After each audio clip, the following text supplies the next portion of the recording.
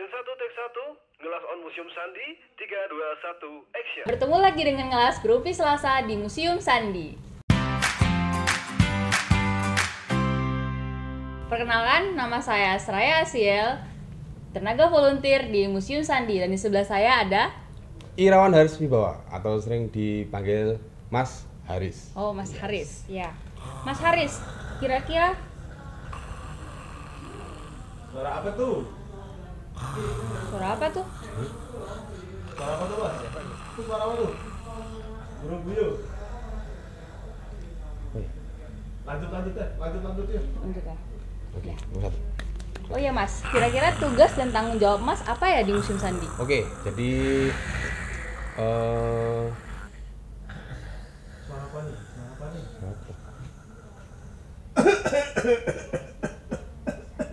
Oke, lanjut ya. Oke.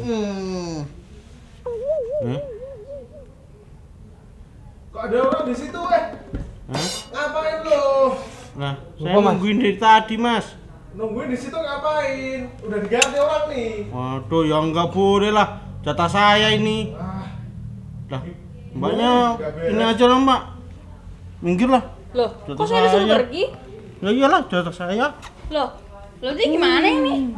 ya udah ngalah asin sih. Nah, gimana? Ganti host nih. Iya dong. Las. Oke. Oke, lanjutlah.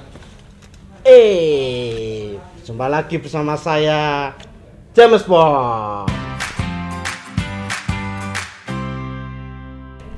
Dan Mas Haris ya, Oh iya, betul sekali. penata pamer Museum Sandi. Ya, betul. Tadi di ini sabotase. Oke, nah, tadi cari-cari nggak ada. Oh, ngantuk Mas. Oke. Ya. Oke, Mas, ini ada pertanyaan-pertanyaan dari sahabat museum. Ya. Salah satunya itu tanggung jawab penata pamer di Museum Sandi itu apa tanggung jawabnya? Oke. Jadi seorang penata pamer itu mempunyai tanggung jawab itu merencanakan dan mendesain sebuah pameran di museum. Nah, gitu. Lalu ada lagi juga menyiapkan sarana dan prasarana yang akan digunakan ketika melakukan tata pamer museum. Gitu. Jadi seorang tata pamer itu adalah petugas teknis yang melakukan kegiatan perancangan dan penataan pameran di museum seperti itu. Di Museum Sandi penataan pameran seperti apa sih? Mungkin punya ciri-ciri khusus atau mungkin identik seperti apa? Oke, yang jelas penataan pamer di Museum Sandi ini sesuai dengan visi misi Museum Sandi, ya, tentang persandian dan edukasi. Ya, lalu kita juga melakukan tata pamer itu secara kronologis atau teman-teman itu sering menyebutnya timeline, gitu. Jadi kita mulai dari awal Sandi itu ada di dunia, lalu merambah masuk ke Indonesia, lalu ketika masuk masih menggunakan pensil dan kertas, lalu pada akhirnya menggunakan mesin yang canggih seperti itu. Dari sekian yang dipamerkan, mungkin koleksi-koleksinya, adakah syarat-syarat khusus lah? Oke. Jadi ketika syarat untuk dipamerkan ya Mas. Oke, jadi koleksi itu ketika akan dipamerkan itu yang jelas harus melalui proses kuratorial gitu. Jadi di sana akan dilakukan pengkurasian atau oleh kurator di Museum Sandi, itu diulik, itu dicari asal usulnya, dari mana, bagaimana kejadiannya seperti apa, ditemukan di mana dan lain sebagainya. Lalu itu oleh kurator. Lalu ada juga nanti kita melakukan registrasi dan inventarisasi. Ya, lalu juga dilakukan yaitu konservasi, ya, supaya benda yang ada atau koleksi yang ada itu bisa awet. Nah, yang tidak kalah penting, ini benda yang didapatkan ini harus legal dan harus sah. Jadi koleksi yang ada di Museum Sandi ini semuanya yang kita pamerkan itu semuanya legal. Gitu. Berarti syarat untuk koleksi yang akan dipamerkan itu sudah ada proses-proses. Ya, ada proses-proses, Prosesnya step-stepnya.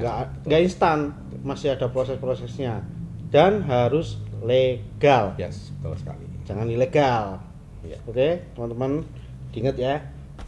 Terus selanjutnya, jenis-jenis pameran apa saja yang pernah diikuti oleh Museum Sandi ini? Oke. Untuk pameran yang pernah diikuti biasanya kita pameran keluar ya. Jadi pameran temporer lah biasanya, pameran temporer keluar. Tapi yang pernah kita lakukan itu saat dulu sebelum pandemi itu kita pameran tetap, pasti pameran tetap. Lalu ada pameran hampir pameran keliling gitu. Tapi saat pandemi ini itu tidak dilakukan.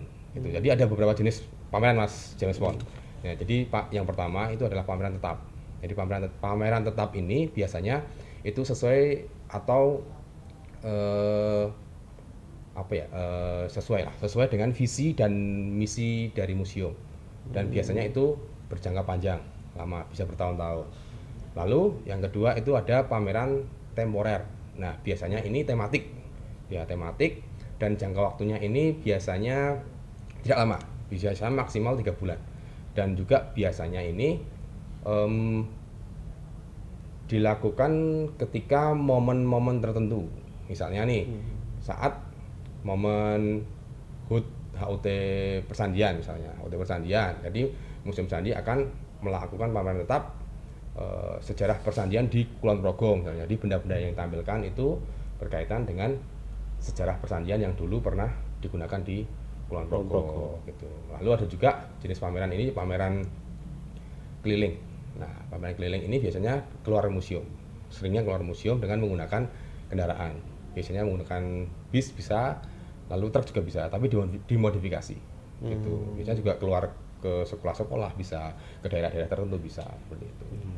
Gitu. Biasanya juga dilakukan tidak lama. Biasanya sehari 2 hari itu sudah dilakukan seperti itu. Gitu. Oke. Sekian episode ke-6 Ngelas hari ini. Jangan lupa follow IG kami, subscribe YouTube kita. Salam sahabat museum, museum di hatiku.